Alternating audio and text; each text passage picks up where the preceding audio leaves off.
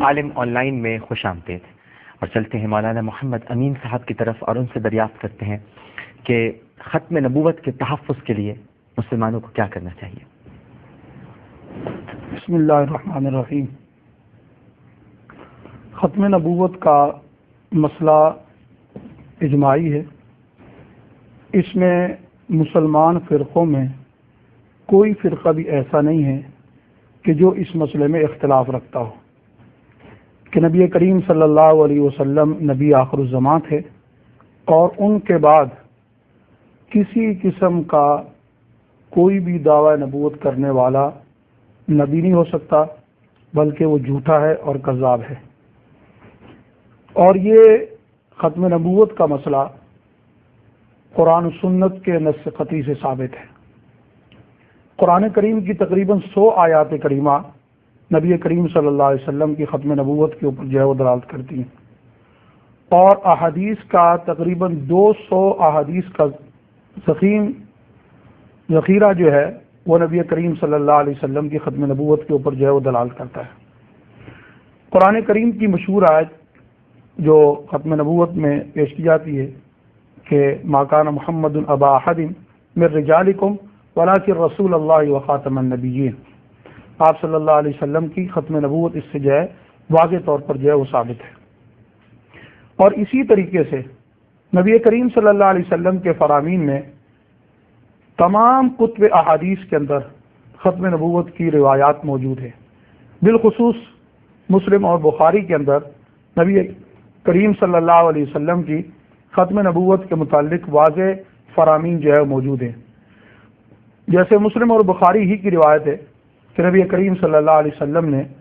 مثال دے کر جو ہے وہ سمجھایا کہ میری مثال اس طریقے سے جیسے کسی شخص نے جو ہے وہ مکان بنایا، اور بہت ہی خوبصورت اس نے مکان بنایا، اور لوگوں نے اس کو دیکھا، دیکھنے کی دعوت دی، دیکھنے کے بعد وہ مکان بہت خوبصورت ہے، لیکن اس کے اندر ایک اینٹ جو ہے وہ نہیں لگی ہوئی، اور دیکھنے والے نے یہ کہا کہ مکان تو بہت خوبصورت ہے، اگر یہ اینٹ بھی جو ہے وہ ہوتی۔ فرمایا کہ وہ آخری اینٹ جو ہے وہ میں ہوں۔ گویا کہ نبوت ایک محل ہے جس کو اللہ تبارک و تعالیٰ نے جو ہے وہ سجایا ہے، اور اس کی آخری زینت اور آخری جو چیز باقی تھی وہ میں آخری نبی ہوں، اور میرے بعد جو ہے وہ کوئی نبی نہیں۔ ٹھیک۔ اسی طریقے سے مسلم اور بخاری ہی کی روایت میں ہے کہ نبی کریم صلی اللہ علیہ وسلم نے فرمایا کہ گزشتہ امتوں میں یعنی بنی اسرائیل وغیرہ کے اندر یہ ہوتا تھا کہ اس وقت کے نبی کے ہاتھ کے اندر سیاست اور امت کے تمام امور ہوا کرتے تھے، ایک نبی جاتا تھا تو اس کے بعد دوسرا نبی جو ہے مبعوث کر دیا جاتا تھا۔ میرے بعد جو ہے وہ کوئی نبی نہیں ہے، اور میرے بعد میرے خلفاء ہوں گے، نبی نہیں ہوں گے۔ ٹھیک۔ تو یہ مسئلہ بالاجماع امت ہے، اور اس مسئلے کے اوپر کسی بھی امت کے مسلمان کسی فرد کا کوئی اختلاف نہیں، چاہے وہ کسی بھی فرقے سے جو ہے وہ تعلق رکھتا ہو۔ جب یہ مسئلہ متفقون علیہ ہے، اب اگر اس کے خلاف کوئی نبوت کا دعویٰ کرتا ہے، چاہے اس کا دعویٰ نبوت جو ہے وہ ذلی ہو، بروزی ہو، چاہے وہ صراحتاً اس کا دعویٰ کرے، جیسے کہ قادیانیوں کے تینوں فرقے جو ہیں مختلف قسم کے جو ہے وہ غلام احمد قادیانی کے متعلق جو ہے وہ اپنے عقائد جو ہے رکھتے ہیں، بعض صراحتاً اس سے جو ہے وہ نبی مانتے ہیں، اور لا الہ الا اللہ محمد رسول اللہ کا جو کلمہ ہے اس کی آخری جز کو منسوخ مان کے نبی جو ہے مرزا غلام احمد قادیانی کو جو ہے وہ مانتے ہیں۔ اور دوسرا فرقہ یہ ہے کہ اس کو ذلی اور بروزی جو ہے وہ نبی مانتا ہے۔ ذلی اور بروزی اصل میں یہ عقیدہ جو ہے، چونکہ ہندوستان میں رہنا یہ قادیانی، تو ہندوؤں کے اندر ایک ارگون کا عقیدہ ہے کہ روحیں جو ہے وہ لوٹ کر آتی ہیں، پلٹ کر آتی ہیں، اور وہ تماثل جو ہے وہ بدلتے رہتے ہیں۔ تو وہ یہ کہتے ہیں کہ اسی طریقے سے نبی کریم صلی اللہ علیہ وسلم کی روح جو ہے وہ دنیا کے اندر لوٹ کر آئی ہے، اور ان کی ذلی اور بروزی جو ہے وہ نبوت جو ہے وہ مجھے جو ہے وہ دی گئی ہے۔ تو جو بھی اس قسم کی، چاہے وہ صراحتاً نبوت کا دعویٰ کرے یا یہ ہے کہ وہ ذلی طور پر نبوت کا دعویٰ کرے، بالاتفاق امت جو ہے وہ کافر ہے۔ ٹھیک، بالکل۔ اور یہاں تک کہ فتاوی عالمگیری کے اندر یہ بات لکھی گئی ہے کہ اگر کوئی شخص اپنے آپ کو رسول کہے، اور رسول کے دیکھو ایک تو معنی ہے کہ جو اللہ کی جانب سے فرستادہ نبی ہوتا ہے، اور عربی کے اندر رسول اس کو بھی کہا جاتا ہے کہ جو کسی کا پیغام لے کر جو ہے وہ دوسرے کے پاس جو ہے وہ جائے۔ تو اگر کوئی شخص اپنے آپ کو رسول کہے اور جب اس سے وضاحت مانگی جائے تو وہ یہ کہے کہ میری مراد یہ نہیں ہے کہ میں اللہ کا نبی یا رسول ہوں، بلکہ میرا مقصد کہنے کا تو یہ ہے کہ میں ایک پیغام دینے والا جو ہے وہ آدمی ہوں، تو اس کو بھی فتاوی عالمگیری کے اندر کافر کہا گیا ہے۔ ٹھیک ہے، کہا کہ کیوں؟ اگرچہ یہ اصطلاحی طور پر اپنے آپ کو نبی نہیں کہہ رہا، لیکن اگر اس طریقے سے ہر آدمی کو یہ اجازت دے دی جائے کہ وہ اپنے آپ کو جو ہے وہ رسول کہے، تو ایسی صورت کے اندر تعویلات کے جو ہے وہ دروازے کھل جائیں گے اور ختم نبوت کے اوپر جو ہے وہ زد آئے گی۔ اور جو شخص ختم نبوت کا جو ہے وہ دعوے دار ہو امت بالاتفاق امت، وہ کافر ہے اور واجب القتل ہے۔ اور اس کے اوپر جو ہے بے شمار امت کے افراد جو ہے اس بات پر متفق ہیں، جیسے کہ ابن حیان نے جو ہے واضح طور پر یہ لکھا ہے کہ جو شخص جو ہے وہ نبوت کا دعویٰ کرے، یا بلکہ انہوں نے تو یہاں تک بھی لکھا ہے کسی ولی کو نبی سے افضل مانے، وہ ہمارے نزدیک واجب القتل ہے۔ اور اسی طرح قاضی ایاز رحمۃ اللہ علیہ نے بھی شفا کے اندر اسے جو ہے وہ واجب جو ہے وہ قتل جو ہے وہ قرار دیا ہے۔ اور پھر ایسے کو نبی کریم صلی اللہ علیہ وسلم نے دجال اور کذاب جو ہے وہ کہا ہے، اور ایسا شخص جو ہے وہ واقعتاً اپنی ہی جال کے اندر جو ہے وہ پھنس جاتا ہے۔ میں ایک دو اگر تھوڑی سی بات غلام احمد قادیانی پہ بھی جو ہے وہ کرنا چاہتا ہوں کہ نبی کریم صلی اللہ علیہ وسلم کے ہمارا ایمان ہے کہ آپ صلی اللہ علیہ وسلم کے جملہ فرامین سچے ہیں، اور آپ نے اپنے بعد کسی کو دعوی نبوت کرنے والے کو کذاب اور دجال کہا ہے، دونوں مبالغے کی صیغہ استعمال کی ہیں۔ کذب جھوٹ کو کہتے ہیں، بس اسی کا مبالغہ کذاب کہا ہے کہ بہت زیادہ جھوٹا اور بہت زیادہ جو ہے فریب دینے والا۔ اور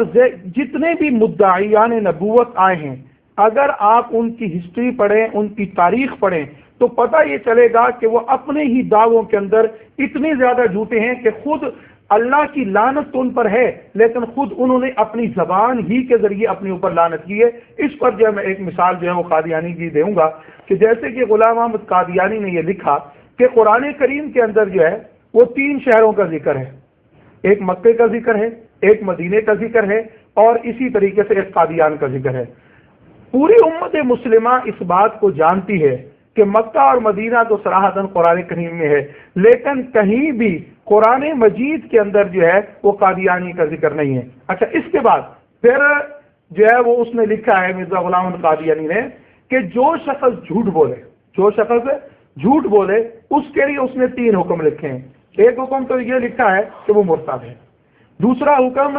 اس نے یہ لکھا ہے کہ جھوٹ بولنے سے بہتر یہ کہ انسان گو کھا لے، یعنی گو کھانے جتنا ابتر ہے اتنا جھوٹ بولنے والا ابتر ہے۔ تیسرا یہ لکھا ہے کہ جھوٹ تو وہ بھی نہیں بولتا کہ جو کنجر ہوتا ہے، آگے صراحت میں لکھا ہے یعنی ولد الزنا، جو حرامی ہوتا ہے وہ بھی جو ہے وہ جھوٹ نہیں بولتا۔ تو یہ 3 حکم اس نے گویا کہ جھوٹے کے لیے لکھے ہیں، یا وہ ولد الزنا ہے یا وہ مرتد ہے۔ آری بات میں تو ظاہری سی بات ہے کہ موصوف نے خود بھی جو ہے وہ جھوٹ بولا ہے، اور یہ کہا کہ قرآن کریم کے اندر جو ہے وہ قادیان کا ذکر ہے، اور پورے قرآن کریم کے اندر کہیں بھی قادیان کا ذکر نہیں ہے۔ تو موصوف نے خود اپنے آپ کو تینوں چیزیں کہہ دیں جی، تینوں چیزیں جی۔ شہیدی صاحب، بسم اللہ الرحمن الرحیم۔ یہ جو ختم النبوت کا مسئلہ ہے، تاریخی اعتبار سے اگر دیکھیں تو نبی کریم کی رسالت مآب کی رحلت کے بعد بہت سارے مدعیان نبوت پیدا ہوئے، لیکن اپنی موت آپ مر گئے۔ آج کے دور میں تھوڑی سی صورتحال بدلی ہوئی ہے۔ آج اصل میں مسلمانوں کی قوت کو کمزور کرنے کے لیے، مسلمانوں کی اس وحدت کو توڑنے کے لیے، مسلمانوں کے اندر جو امت کا تصور ہے اس تصور کو توڑ کر انہیں مختلف قسم کے پریشان کن افکار میں گرفتار کرنے کے لیے مغرب میں بہت سوچا، اور سوچنے کے بعد کچھ علاقوں کا انتخاب کیا۔ اس انتخاب کے بعد وہاں پر پورا سرمایہ لگایا، ایسے افراد کو ڈھونڈا جن کے ذریعے سے اس علاقے میں بسنے والوں کے عقائد اور ان کے دینی مقدسات کو نشانہ بنایا جا سکے، اور اس طرح سے انہیں آپس میں دست بغرما کیا جا سکے۔ قادیانیوں کا جہاں تک تعلق ہے، جس طرح سے ایران میں ہوا، محمد علی باب کو اٹھایا گیا، اسی طرح سے بعض اور علاقوں میں، تو برصغیر میں کیونکہ یہاں پر مسلمان جذباتی ہیں اور دین سے ان کی اٹیچمنٹ معقولیت سے زیادہ جو ہے جذباتیت کی حد تک موجود ہے، اس لیے اس کا استحصال کرنے کے لیے ایسے فرد کو اٹھایا گیا جو ان کا اپنا گماشتہ تھا، ان سے پیسے لیتا تھا، اور مسلمانوں کے اندر اختلاف کا بیج اس نے بویا۔ بہرحال یہ عقیدے سے زیادہ سیاسی مسئلہ میں اس کو سمجھتا ہوں، چونکہ عقیدتی حوالے سے تو جب جیسے مولانا نے فرمایا کہ خاتم النبیین جب آپ کہتے ہیں تو خاتم اصل میں انگوٹھی کو کہا جاتا ہے، اور پرانے زمانوں میں جو خطوط لکھے جاتے تھے حکمرانوں کی طرف سے اس کے اوپر انگوٹھی کی مہر لگتی تھی۔ خاتم النبیین کو خاتم اسی لیے کہا گیا کہ نبوت کے آخری سردار نبی کریم ہیں اور تمام تر فضائل کا مرقع اور مجموعہ ہے، اور ان کے بعد یہ باب بند ہو چکا ہے اور مہر لگ چکی ہے۔ اب جو بھی اس طرح کا کوئی دعویٰ کرے گا وہ کذاب بھی ہے اور واجب القتل بھی ہے تمام امت مسلمہ کے مستند علماء کی نظر میں۔ اس میں کوئی بحث اور کوئی گفتگو کی گنجائش ہے ہی نہیں کہ آپ اس میں عقیدتی بحث کریں کہ کیسے ہو سکتا ہے اور کیسے نہیں ہو سکتا۔ یہ ایک بالکل صراحتاً ایسی بات ہے جس پر سب نے مہر لگائی ہے، لیکن ہے یہ مسئلہ سیاسی، چونکہ انگلینڈ نے انگریزوں نے یہ کوشش کی کہ امت مسلمہ کو تقسیم کیا جائے، تو اس کے لیے پھر انہوں نے برصغیر کا انتخاب کیا۔ اب برصغیر کے لوگوں میں چونکہ پڑھائی اور تعلیم کا معیار کم تھا، اور جہاں پر تعلیم نہ ہو وہاں پر گمراہ کن پروپیگنڈے زیادہ اثر انداز ہوتے ہیں، لیکن اس کے مقابلے میں یہ ہماری خوش قسمتی ہے کہ مختلف مسالک آپس کے چھوٹے چھوٹے فروعی اختلافات کے باوجود سب نے اس بنیادی ترین مسئلے پر توجہ دی، اس لیے کہ جب ختم الرسل اور ختم نبوت کے مسئلے کو متنازع بنا دیا جائے تو پھر اسلام کی جڑیں ہل جاتی ہیں، اس لیے کہ اسلام قائم ہی نبی کریم صلی اللہ علیہ وآلہ وسلم کی نبوت پر ہے۔ ٹھیک ہے، تو اگر اس مسئلے کو متنازع بنا دیا جائے تو پھر جڑیں ہل جاتی ہیں۔ آپ اس کی مثالیں آج بھی دیکھ رہے ہیں، اس زمانے میں جعلی نبی بنا کے بھیجے گئے یا ہادی بنا کے بھیجے گئے، اور آج جو ہے نبی کریم کے نعوذ باللہ کارٹون شائع کیے جاتے ہیں، قرآن کریم کی توہین کی جاتی ہے، اور یہ سلسلہ اسی کا تسلسل ہے، یقینی طور پر اسی کا تسلسل ہے۔ وجہ صرف اور صرف یہی ہے کہ امت مسلمہ کو تقسیم کیا جائے۔ بالکل، آج جو ہماری ذمہ داری بنتی ہے اس اعتبار سے وہ یہ ہے کہ چاہے دنیا کے کسی بھی گوشے میں لا الہ الا اللہ محمد رسول اللہ کہنے والے لوگ بستے ہوں، وہ اس کلمہ وحدت کی بنیاد پر کٹھے ہوں، ٹھیک ہے، اور ان تمام قوتوں کے خلاف کٹھے ہوں جو اسلام کی بنیاد پر حملہ ور ہوتے ہیں۔ تو ہم اس حوالے سے خوش قسمت ہیں کہ ہم نے ایک ایسے زمانے میں آنکھ کھولی جب ختم نبوت کی حفاظت کے لیے تمام مسالک کے لوگ میدان میں آئے اور انہوں نے بھرپور جد و جہد کی۔ میں مفتی جعفر حسین علی اللہ مقامہ الشریف کا نام لوں گا، اور اسی طرح سے مولانا علی غضنفر کراروی جو آج بھی موجود ہیں، یہ ان علماء تشیع کے سرخیل تھے اس دور میں جنہوں نے باقی تمام مسالک کے دیوبند اور بریلویت کے علماء کے ساتھ مل کر اس فتنے کو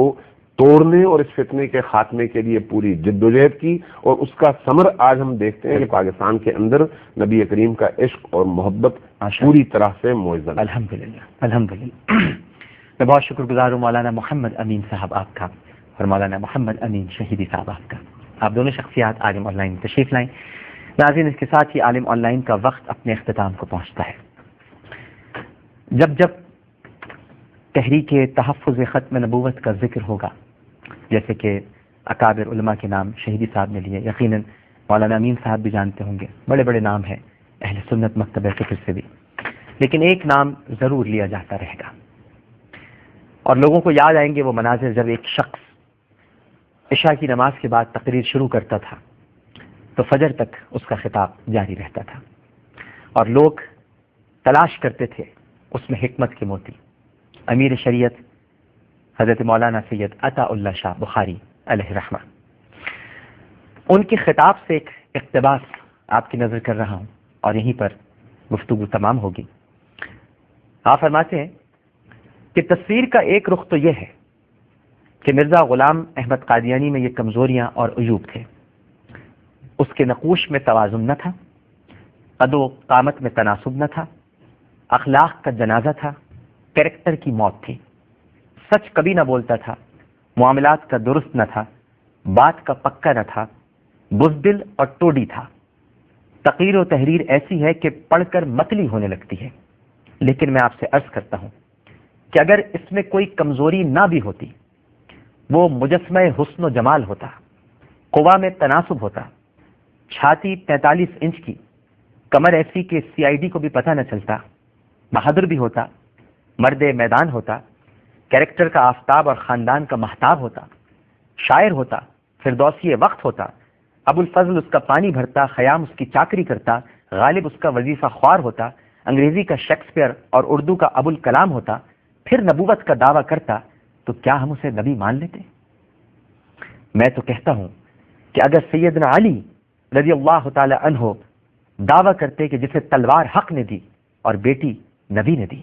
سیدنا ابو بکر صدیق رضی اللہ تعالی عنہ، سیدنا فاروق اعظم رضی اللہ تعالی عنہ اور سیدنا عثمان غنی رضی اللہ تعالی عنہ بھی دعویٰ کرتے، تو کیا بخاری انہیں نبی مان لیتا؟ نہیں، اور ہرگز نہیں۔ میاں صلی اللہ علیہ وآلہ وسلم کے بعد کائنات میں کوئی ایسا انسان نہیں جو تخت نبوت پر سج سکے اور تاج امامت و رسالت جس کے سر پر ناز کرے۔ اس اقتباس کے ساتھ ہی اللہم صلی علی سیدنا و مولانا محمد وعلی آلہ وصحبہ وبارک وسلم وصلی علیہ۔ عالم آن لائن سے عامر لیاقت حسین کو اجازت دیجیے، ملتے ہیں آپ سے سحر میں انشاءاللہ اس اپنے پن کے ساتھ کہ اپنا بہت خیال رکھیے گا۔ اللہ حافظ۔